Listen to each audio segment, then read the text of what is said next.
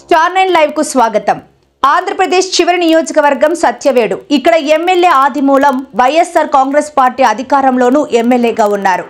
వైకాపా పెద్ద నాయకుడు అయిన పెద్దిరెడ్డితో విభేదించి గత ఎన్నికల్లో తెలుగుదేశం పార్టీలో చేరిన ఆదిమూలంలో వైఎస్ఆర్ కాంగ్రెస్ పార్టీ మూలాలు పోలేదంటూ అక్కడి కార్యకర్తలు ఫిర్యాదులు. మరోపక్క ఆదిమూలం రాసలీల వీడియోలు వైరల్.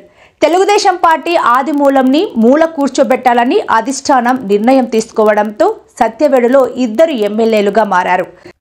ఒకరు ప్రజల చేత ఎన్నుకోబడిన వైకాపా రంగు చొక్కా మార్చుకున్న ఆదిమూలం, రెండో వ్యక్తి సత్యవేడు స్థానికుడు కాంట్రాక్టర్ తెలుగుదేశం పార్టీ విధేయుడు చంద్రబాబు నాయుడుకి అత్యంత నమ్మకస్తుడు అయిన కూరపాటి శంకర్ రెడ్డి.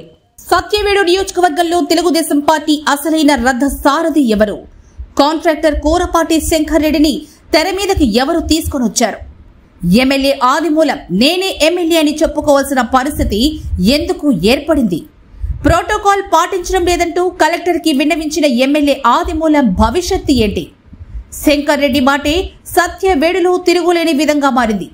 ఇద్దరు ఎమ్మెల్యేల మధ్య సత్యవేడు టీడీపీ భవిష్యత్తు ఏంటి? సీఎం నారా చంద్రబాబు నాయుడు ఆదేశాలతో శంకర్ రెడ్డికి అధికారులు, నాయకులు, కార్యకర్తలు పట్టం కట్టడంతో ఆదిమూలం చేసేదేమీ లేక మరోసారి సత్యవేడులో పోరాటం ప్రారంభించారు.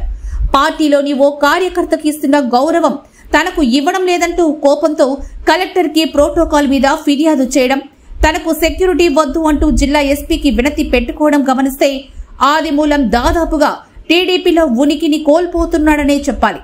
ఇక శంకర్ రెడ్డి సత్యవేడులో పూర్తి పట్టు సాధించాడని చెప్పాలి.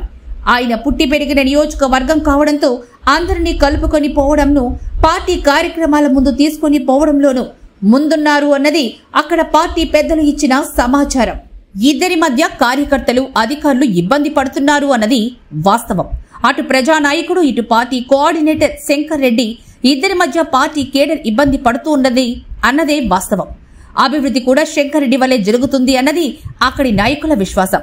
మితభాషి, నెమ్మదస్తుడు అయిన శంకర్ రెడ్డి సత్యవేడు పార్టీలో కీలకంగా రావడంతో పార్టీకి బలం ఏర్పడింది అన్నది పార్టీ అభిమానుల మాటయా? జరగనున్న స్థానిక సంస్థల ఎన్నికల్లో టీడీపీ భవిష్యత్తు ఏమిటి అన్నది ప్రశ్నార్థకమైంది. ఇక పార్టీపై కోపంతో స్థానిక ఎన్నికల్లో ఆదిమూలం సహకారం ఉంటుందా?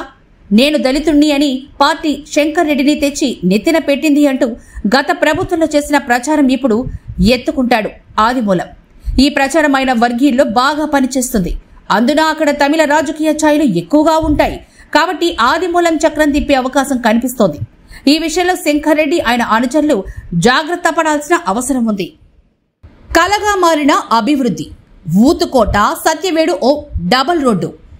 సత్యవేడు కడూరు హైవే, గ్రామ రోడ్డు, నిరుద్యోగులకు ఉద్యోగాలు, డిగ్రీ కాలేజీ, ప్రభుత్వ భవనం. ఈ అభివృద్ధి పనులు చేస్తే కూరపాటి శంకర్ రెడ్డి సత్యవేడు ప్రజల అభిమానాన్ని దోచుకున్నట్లే. ఇద్దరు ఎమ్మెల్యేలతో సత్యవేడు రాజకీయం గరంగా ఉన్న మరో 6 నెలల్లో చల్లబడే అవకాశం ఉంది. తుది విజయం శంకర్ రెడ్డిదే అన్నది అందరికీ తెలిసిన విషయమే.